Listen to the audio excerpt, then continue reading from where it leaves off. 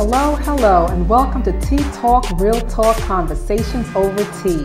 And today we have a special guest, Tatiana. I met her at an event. What was the name of the event again? Unrelenting Voices. Unrelenting Voices in Princeton at the library. This was about a month or so ago. It was such an awesome event. And then she was doing some poetry, and she did such a marvelous job that I had to speak to her after the event. And she's such a lovely lady. She goes to Princeton High School. She's a senior. And so we're going to just have a conversation to see what she's up to in the community. So take it away, sweetie. Well, I just finished creating my mini documentary. It's called The Quest, Equalizing Achievement. Wow. And it's addressing the achievement gap and possible solutions for it.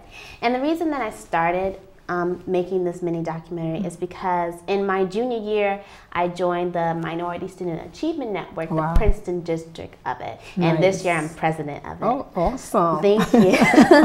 And it really taught me about so many of the heartbreaking statistics that about minority students and how they may not be doing as well as other students because of certain factors like, you know, social economics or not feeling the support at home or at school. Right. So I thought this would be so important to document. Yes. And it would be important to document the student voices. Because a lot of times in academia, when we're talking about the achievement gap, we're looking at these professors and these teachers, but we're never talking to the people who are affected by the system, by the achievement gap. Right. Yes. That's so true. Just pass that for me. Oh, yeah, absolutely. This is the bourbon vanilla tea. Oh, thank you. Yeah. Naturally no caffeine, and it's delicious. And we have a coconut sugar. Ooh. It's really nice. Coconut sugar. Yeah, but try it first without it. I always tell people try it first. You might like it. But that is amazing. You know, that is so wonderful. So how long have you been doing like things in the community? Oh wow, that's delicious. Well, I've always been involved with different things. When I was younger, I used to volunteer for Communiversity. Okay, yes. Yeah, yes. So that was always very fun. And I would also, you know, volunteer at the Princeton Public Library as well. This year, I really got more involved in the community. I just joined the Witherspoon-Jackson Neighborhood Stories Project. Oh, wow. Which is amazing. Awesome. I serve as documentarian, so I will be filming their entire project. That's which nice. Is very amazing. Thank you so much. I love to see young people doing some great things in the community. And how old are you? I'm 17. 17. That makes it more awesome. You know, if you're starting at 17 to do such great things, I can't imagine by the time you get to, you know, 30 and 40, the things that you're going to accomplish and the amount of people's lives that you're going to change is going to be incredible. Thank you so much. So, you know, just tell us a little bit about this documentary that you're going to be doing. Okay, so which one? For the Witherspoon stories or my personal Well, yours. one? Yeah, yours. Well, I'm hoping to complete the full one by this April. Oh, wow. Okay, so I have different people who I've interviewed for it. I've interviewed different teachers, whether they be from here in America or from Ghana. Oh, nice. And I've interviewed different students, some alumni of the program, MSTAN, the Minority Student Achievement Network, and some people who are in the program currently right now. Right. Okay, wow. So how long when did you actually start filming for that? I started filming during the summer of my junior year. Oh, wow. Yeah. Nice, nice. So do you have a team of people that are helping you with this whole documentary? Well, other than my parents, it's really me. I edit everything, I directed everything. Okay. And you're actually shooting as well with the camera? Oh my gosh, girl, you got your hands full. How do you do so many things like that? And then you have school and everything and keeping up with school. Yeah, there's definitely a challenge for the balance, but if you know your schedule and stay on top of it, you can honestly achieve anything. Right. No, that's very, very true. I agree with that. Now, so what really gave you, you know, the oomph? Is it your parents' upbringing telling you, you know, about giving back in the community and just having conversations with people about it that really made you say, you know what, this is really something I have to do? Well, when I was younger, I was always maybe a little fearful of talking about race and race relations because, you know, I'm biracial. I grew up in a dual religion home. So a lot of times we didn't talk about race because I was so influenced by the different races and the different religions around me. Right. So I was just comfortable with it. Right. But it wasn't until middle school when I started to see that, oh, there's this separate, there's this, you know, like we're over here and they're over here. And it's a terrible mentality to have, and it goes way back to even the slave mentality that we still carry, which is unfortunate. But My parents always gave me, you know, the encouragement to do whatever I set my mind to. Yeah. You know, being dyslexic, I was often told that I couldn't do. Exactly.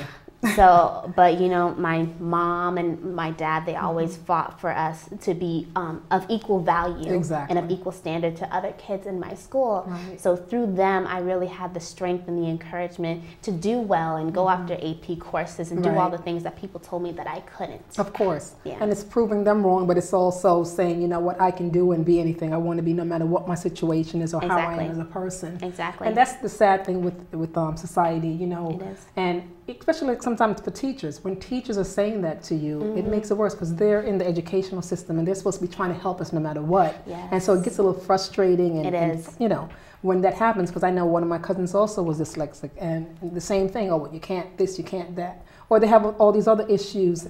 And sometimes it's not even, sometimes they like to label it as one thing when it's really not. Maybe the child is just bored, you know, and they're not trying to do something to make it better. They're just always trying to hold you back. Exactly. So I think, you know, as a young person, it's awesome to see that you're doing, you know, great things no matter what anyone is telling you. Thank you. Listen to your parents, because that's where it starts from. It does. You know, your parents pushing you to be whatever you want to be and just giving you the encouragement and making you confident about it.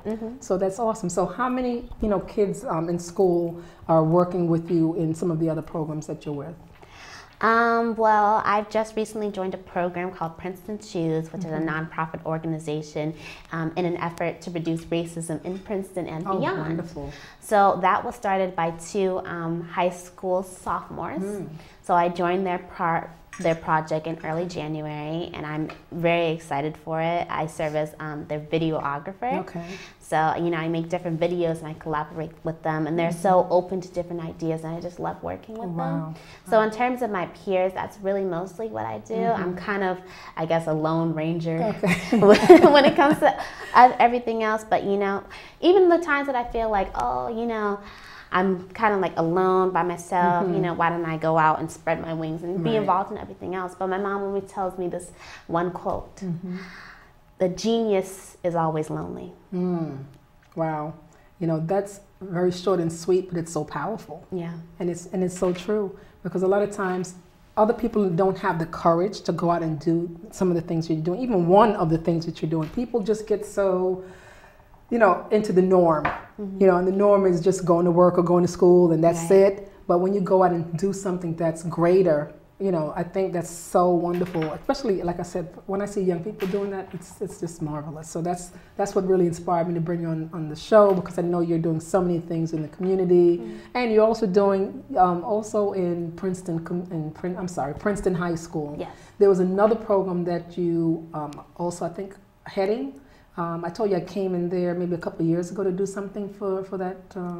Lenora Keel. Lenora Keel, right, right. So I know you're also a part of that as well, right? Or you were?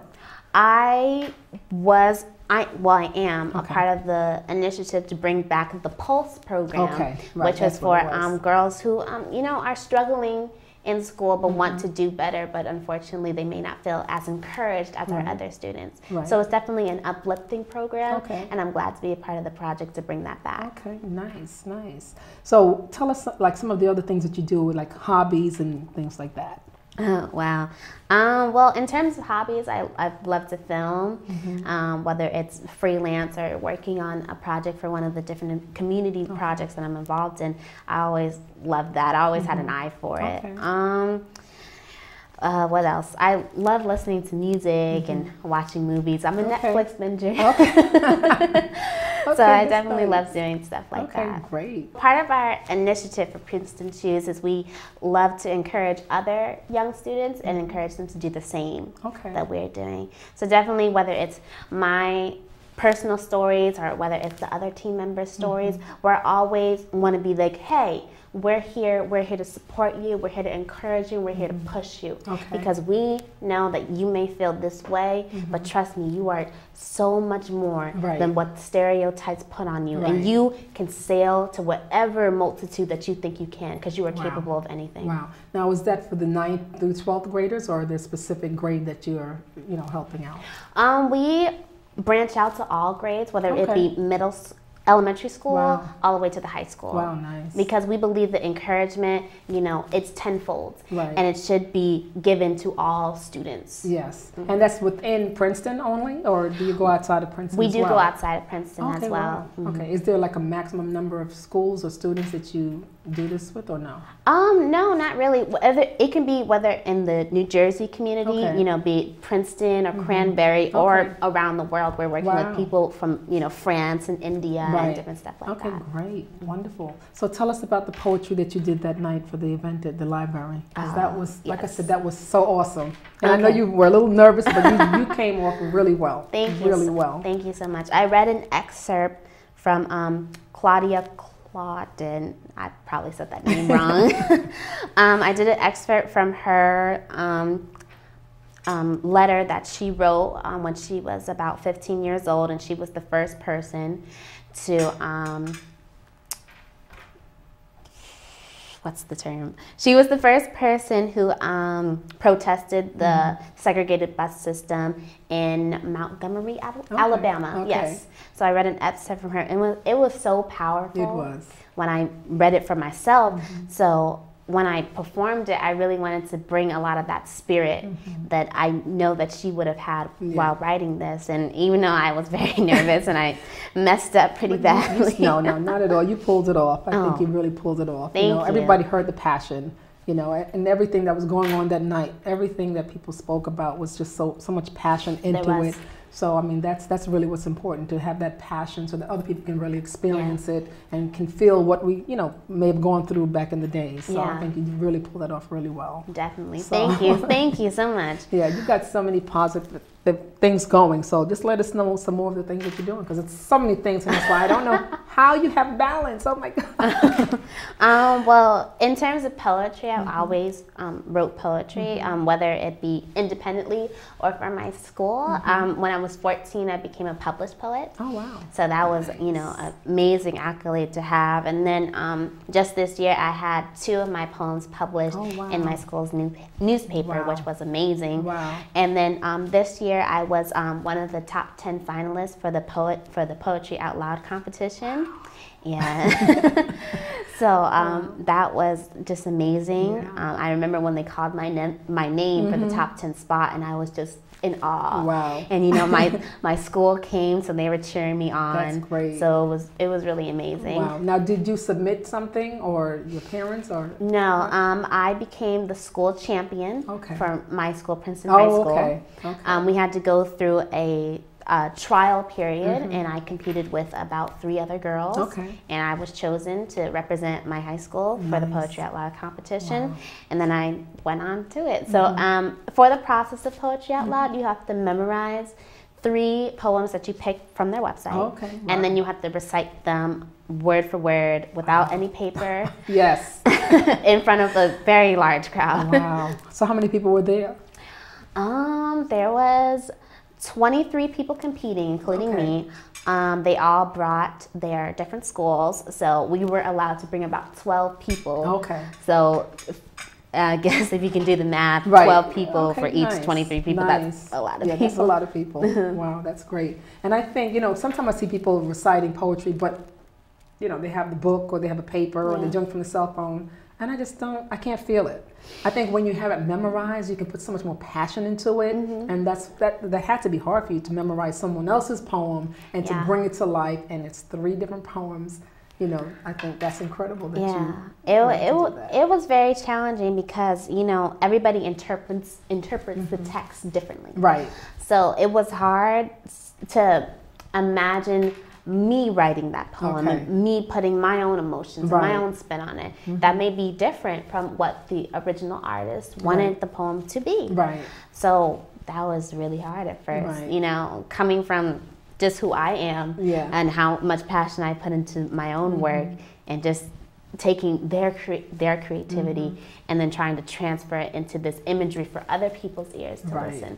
That was very, very hard because, you know, this is another artist's work and you want to respect it. Exactly. And you want to, you know, pay close mind to everything that they do, whether it's a punctuation, whether it's an emphasis on a word.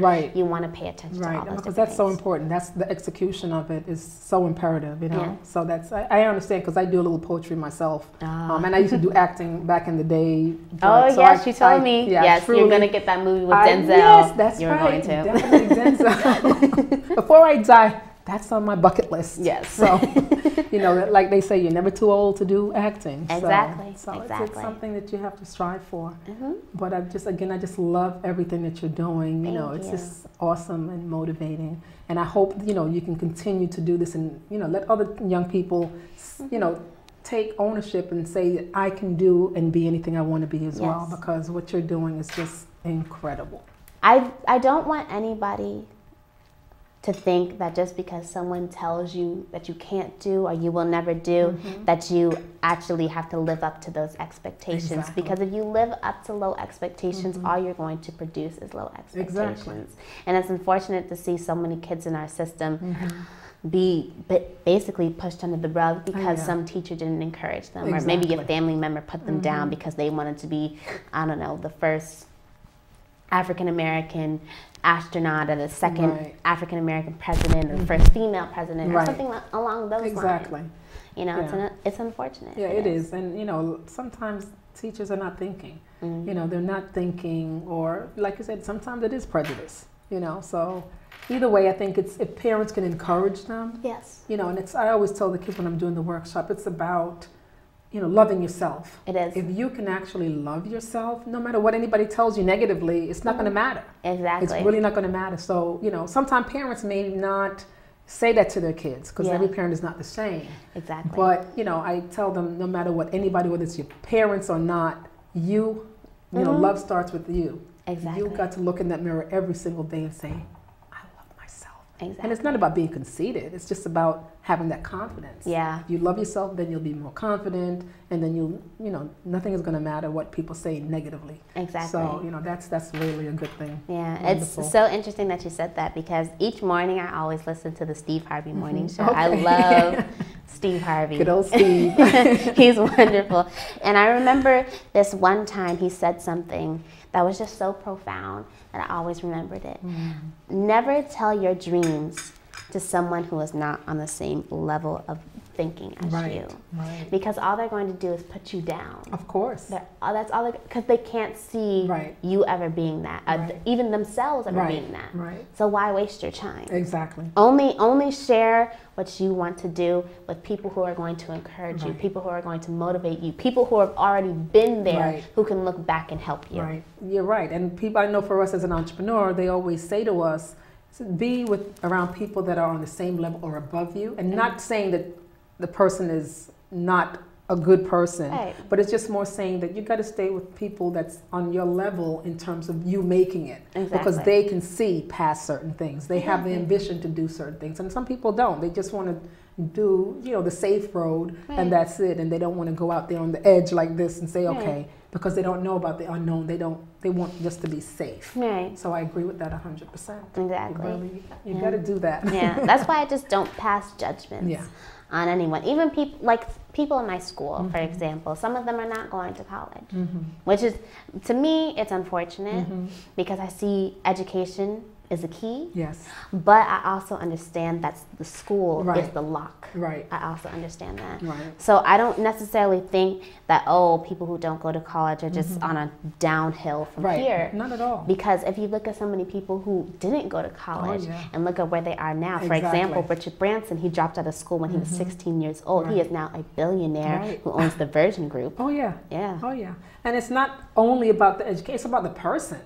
You have to, again, we're back to believing in yourself. You know, I tell the students, if you don't go to college, find something else that you want to do to be successful. Because again, every person that's a billionaire did not have a college degree, like you said. So just know what it is that you want to do in life, put your mind to it, and your whole heart, mind, and soul into it. You have to really use all those three. The heart, mind, and the soul is really key. You can't just be the heart. It has to be everything. It is. To then give you that push and being around positive people. Yes. So, yes, definitely. That's really what we all have to do in life. And helping other people that some people just need help. They just need encouragement.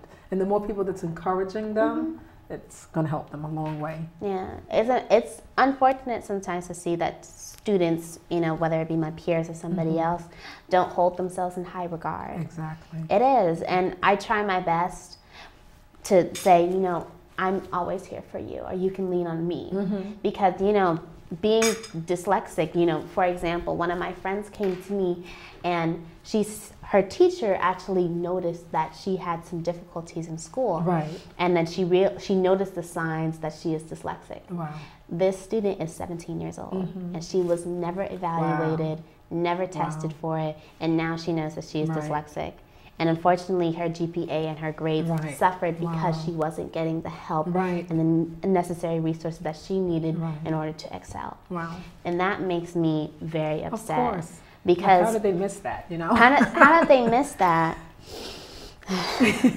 Oh my gosh, don't even get me started on all that. But it's just sometimes, how do I want to say that? Not every teacher is the greatest teacher. That's and true. It's unfortunate that some of these teachers are in the system that are not encouraging students, that are not bringing them up, that are bringing them down. Exactly. It is unfortunate because it's people like them that are not allowing these kids to succeed. Right, it's true. And I think that's ownership on the educational departments.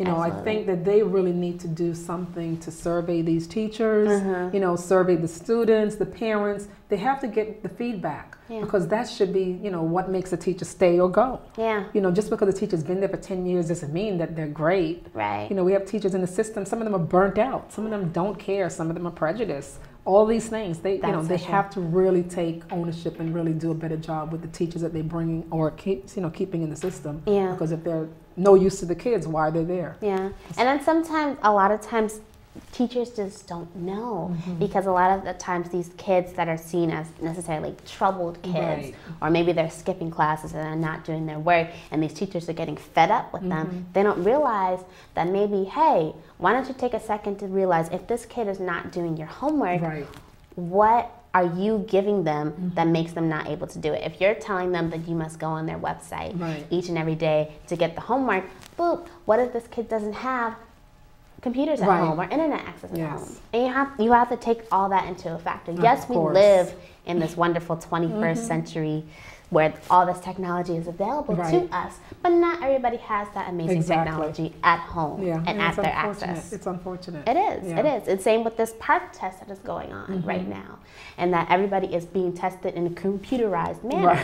And not a lot of schools have computers, and they have to borrow them, and we're worried about if the modems can even handle all those people at the computers at the same time. So we have to take all these things into account, and we're not, unfortunately. We are not. We see students as an empty vessel to be filled instead of pupils that want to learn, that want to increase their knowledge, and that want to develop themselves into better human beings. We don't see that. We see that as empty vessels that need to be pumped with facts and information, and they need to memorize things in order to get a check or an X on a test. That's all we see. I agree. Some of these tests are just, some of them I don't know. I think some of them are a waste of time because everybody is not good at taking tests either. So that's also another topic that we talk about, because I know people that have great jobs and some of them, they try to pass some of these Microsoft tests or some of these other tests, and they can't pass these tests. Exactly. But look at them in their jobs. They're doing well. Yes. So, what does that say about testing? I mean, I'm not saying that they should get rid of all tests. Right. But at the same time, they have to also think about all the different aspects of it for each individual, because, again, everybody's different. Yes. So. Exactly. I personally believe that an exam is not going to express your fate. I don't believe that. I don't believe that. Because I believe that the purpose of education, which we have lost that. The purpose of education is for the common cause of improving humanity. And we have forgotten that. Right. We've forgotten that. We use education as for selfish gain. Right. We use education to get ahead, and we use education to intimidate. Right. And to make money. Because look at the amount of money that these schools are making. Exactly. And these kids, some of them are not learning. Exactly. Or not getting jobs when they're finished. Exactly. We are not using these amazing degrees, this amazing education to allow everyone to have water. Right. To have everybody have foods in their bellies and houses over their heads. Right.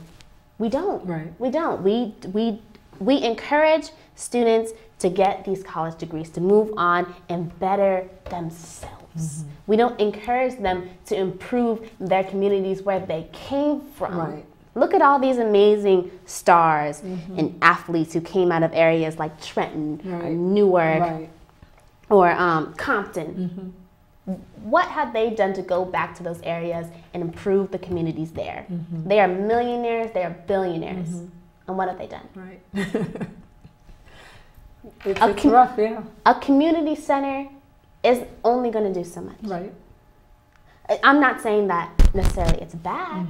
And we've seen amazing people who have done great things because they had those community centers. But what about the kids who can't go to those community centers? What about the kids who are not necessarily in the area where they can even get access to that community center? What happens to them? Yeah.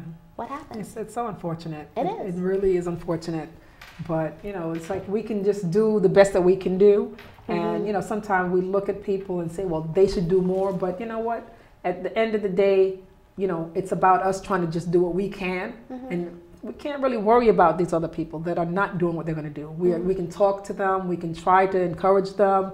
But at the end of the day, it's us trying to do what we can do. And, you know, that's kind of, unfortunately, the way the system is. It is. It's unfortunate how money changes the situation. It is. It is. That's why I guess in the future I hope that wherever life takes me, that I can always go back and improve my community. Like everybody thinks that, oh, Princeton High School, it's in this amazing college town, Ivy League school right a few blocks away. Like, you guys don't struggle.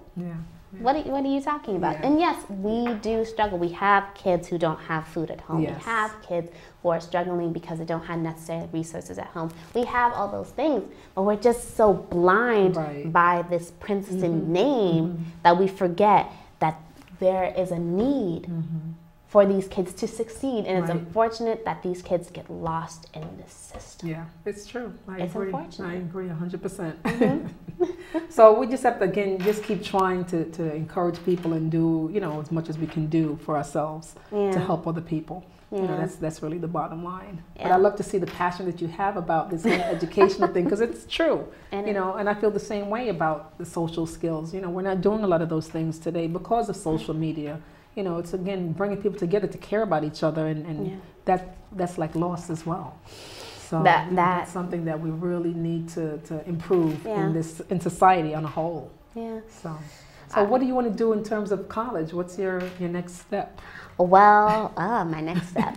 Well, I don't hear back from my colleges until about April 1st, which is a terrible day to hear back. April Fool's Day is a terrible day to hear back from colleges. But I learned about it then. That's during my spring break.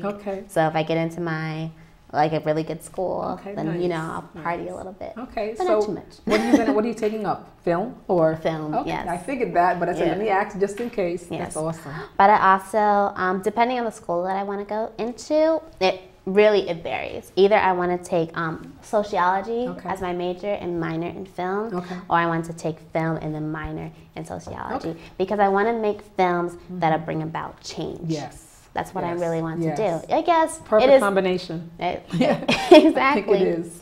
Yeah, because in this new day and age, you know, teenagers are not necessarily picking up a book and reading about these things. They're watching movies. They're going on Facebook or Twitter to learn about these things.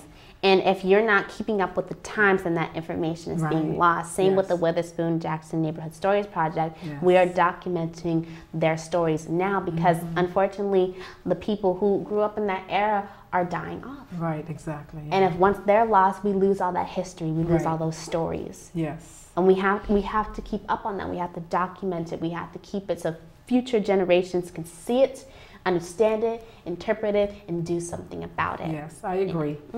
But on that note, we are out of time, but I want to just thank you so much for coming on the show. Oh, thank you for having me. You're a fabulous young lady, and I love you. So, Mommy, I hope I could share her with you, but you're really wonderful. Thank you. So thank you so much. Absolutely. Until next time, bye-bye.